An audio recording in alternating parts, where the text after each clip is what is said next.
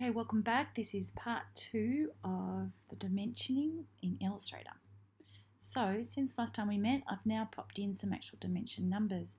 But you know what? How did I get those? And also notice that this line here is empty. So, first of all, with this particular figure here, our 14,000, that comes from, remember, down the bottom here, we worked that out, that every 14 centimetres I'm drawing is equal 14,000. Millimeters.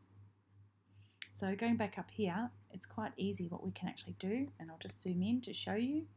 How did I get this first line, or this first dimension number? Simply taking a pen tool, and be careful because it does try and connect and hook onto things. Just clicking here once, and lining it up till, aha, finished.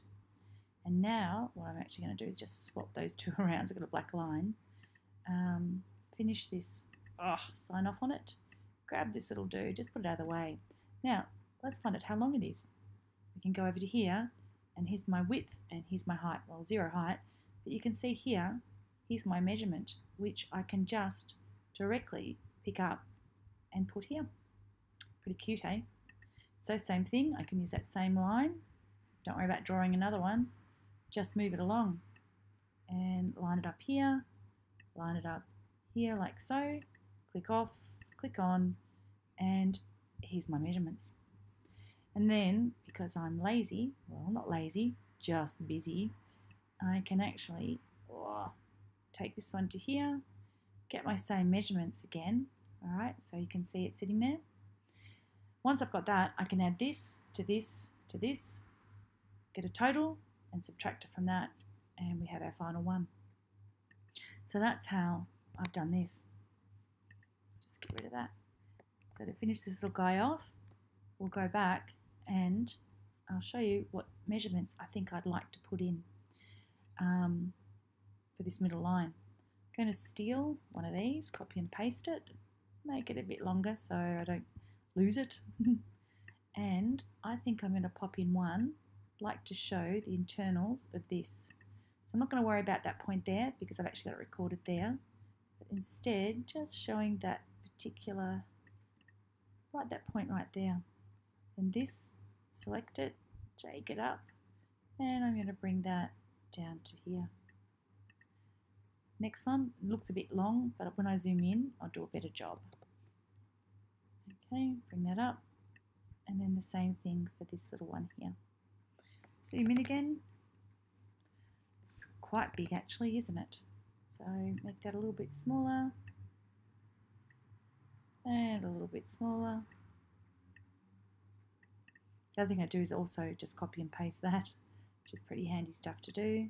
Let's take that one so it's the same height, find out where this little guy is ended up, and put that there like that as well. Finishing off, let's steal some more of these. Copy and paste. I'm going to put one here, paste.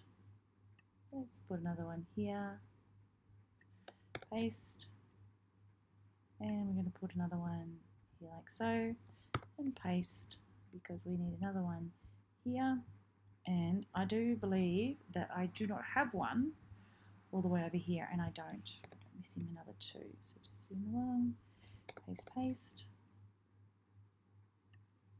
Put this one here, and we put this one here. And we can zoom out. So I just need to work out what measurements these three are, and then that top row is done. But to completely finish off, I'm going to grab all of this, and I'm now going to select this and go black. Did you notice how fat my numbers went? Yeah, got to take off the outline tool on that, and they're back to normal. So I might just do that all in one hit, like so, and see the outline, and get rid of that. And that is ready to go. And that's how we finish that off. To actually complete this is that we will delete all of this, and we need to write, just in capital letters, all dimensions in millimeters. So that will sit down the bottom down here, like so.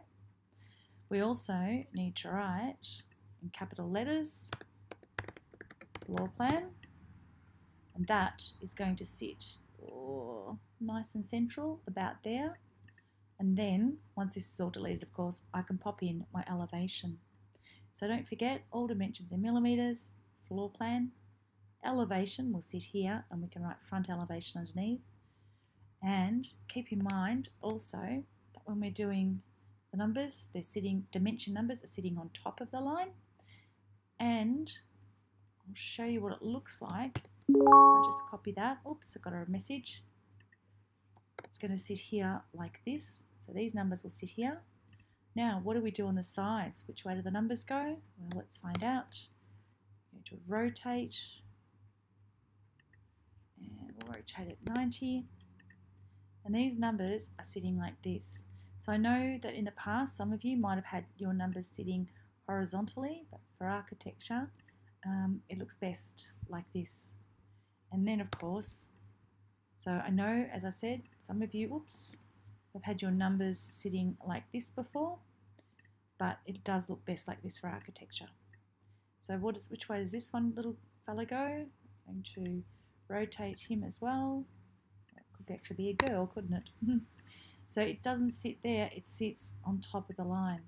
The whole idea is that you look at your paper once this way, then you grab your paper and you turn it once to the right. Okay, so you can turn it once to the right, and then your numbers end up still sitting on top of the lines. All right, good luck everybody.